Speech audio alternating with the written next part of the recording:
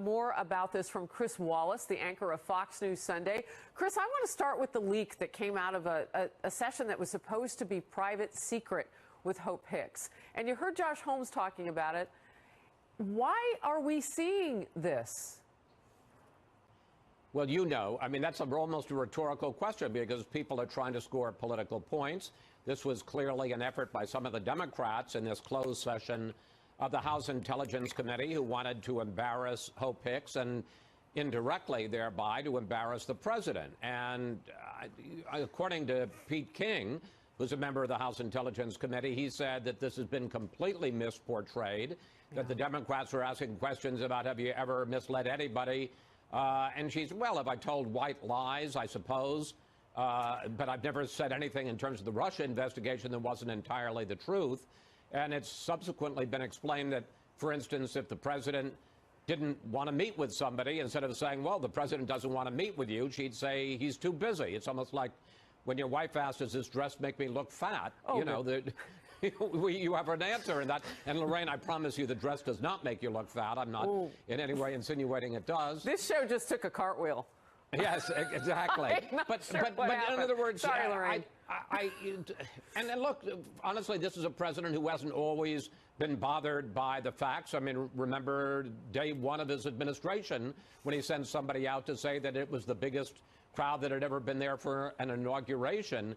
I don't think the white lies thing, I'm not saying that the president wasn't annoyed that she said it, but I don't think that was a big factor in this. You know what, getting that, and I appreciate you bringing that forth from Pete King, Representative Peter King, because getting the context and the tone is really important here.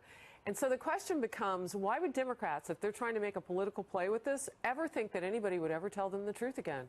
Because life out of context is just that.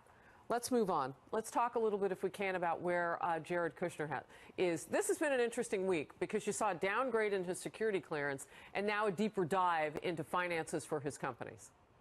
I think the real key here, and you're missing one other point, which was there was a leak in the Washington Post also this week. In addition to the two stories you mentioned, there was a leak in the Washington Post that intelligence sources said that they had intercepted communications in which other countries, China and Mexico and the United Arab Emirates, had felt that they could manipulate Jared Kushner because of his financial ties and because they felt that he was unsophisticated in a lot of these foreign policy issues. What's clear to me in all of this is that the long knives are out for Jared Kushner, and some people have suggested it's in the intelligence community. Some people have suggested that there is no love lost between Jared Kushner and the White House Chief of Staff, John Kelly. I'm not sure where these leaks are coming from, but they are a series of leaks that are meant to diminish Jared Kushner and to weaken his position in the White House, and I think to some degree to try to force him to decide, you know, it's almost easier to be on the outside than it is to be a member of this White House staff. And Chris Wallace, are we at a point now where maybe we need to figure out where the leaks are coming from? Because remember, in early days of the administration, they potentially were coming out of the White House and around the White House. I mean, if this is seriously going to be a situation where things just leak and they are this one-sided and potentially damaging, don't we need to know the whole story? And so let's just find the leakers. Well, I would certainly like to find the leakers. It would be a heck of a news story, and I think it would be a public service. Having said that, anybody who's been around Washington for a long time, Harris knows it's almost impossible to find the leakers. Leakers are smart.